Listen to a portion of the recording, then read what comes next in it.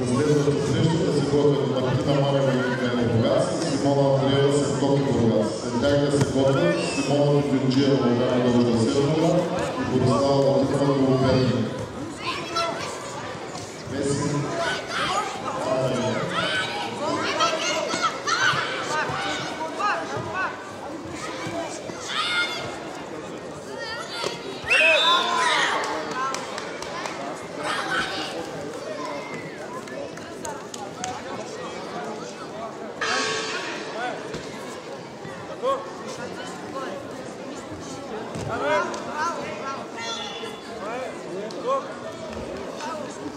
Победител Александър Садов на Деня Капов. Преминаваме на категория на 50 кг.